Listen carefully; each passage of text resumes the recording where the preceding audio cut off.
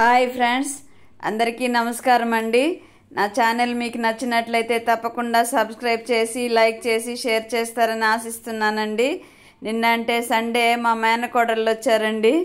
వాళ్ళ పిల్లలు మేనకోడళ్ళు ఇద్దరు వచ్చారండి. వాళ్ళతో సరదాగా గడిచిపోయింది. మునగాకు తెచ్చారు, నాకు ఇష్టం అనేసి అదంతా విడిపిస్తున్నారండి.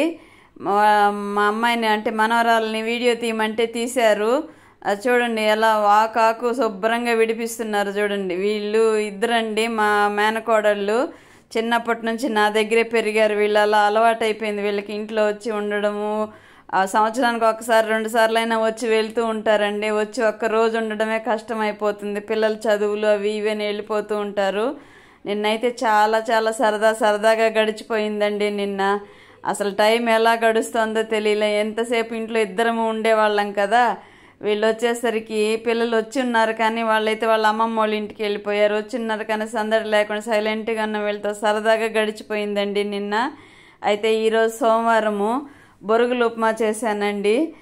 ఒక్కసారి చేశానండి, ఈ మధ్య అదే పట్టుకున్నారు. బొరుగులు ఉప్మా. ఇంక ఇడ్లీ దోశ మాకు అవసరం లేదు, ఎప్పుడు ఇడ్లీ దోశైనా ఏదో ఒక వెరైటీ చెయ్యని పట్టుకున్నారు. ఇంకొక రోజు ఒక్కొక్కటి చేయాల్సి వస్తుందండి. నాకైతే ఈజీగా అయిపోతుంది. ఇడ్లీ అన్న దోశ అయినంత పెట్టేసేసి ఒక్కొక్కరికి 2-3 దోశలు వేసి ఇచ్చేస్తే సరిపోతుంది అనుకునేదాన్ని. కానీ ఇప్పుడైతే వెరైటీలు కావాలని అడుగుతున్నారండి మనోళ్ళు. ఇదిగోండి, ఇక్కడ మెంతికూర పప్పు చేస్తున్నానండి లంచ్కి. అంటే ఈరోజు సోమవారం లంచ్లోకి మెంతికూర పప్పు అండి. కందిపప్పు మరి బాగా కడిగి పెట్టేశాను. ఆకుకూర కూడా 2-3 సార్లు కడిగాను. మెంతికూర పప్పు చాలా టేస్ట్గా ఉంటుంది కదండి. మీరు కూడా చేసుకొని తింటూ ఉండొచ్చు. వేడి రైస్లోకి ఏవైనా అండి. అంటే ప్రతి వీడియోలోనూ చెప్తూ ఉంటాను కదా, వేడి రైస్ అని.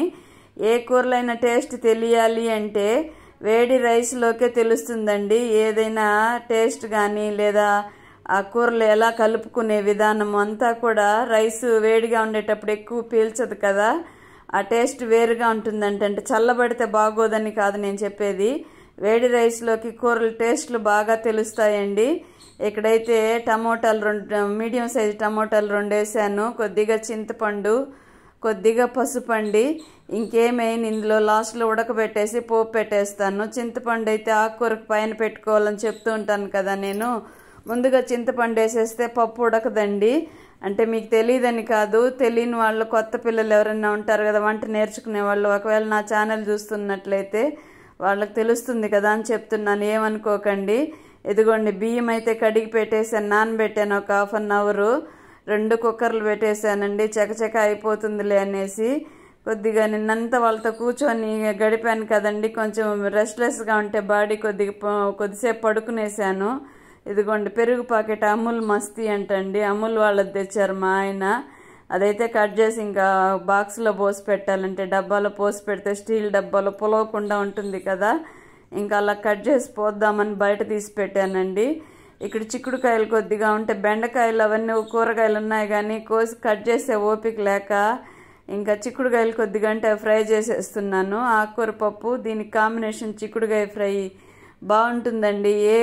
ఏ ఫ్రైలైనా సరే ఆకుకూర పప్పు కాంబినేషన్కి సూపర్గా ఉంటుందండి.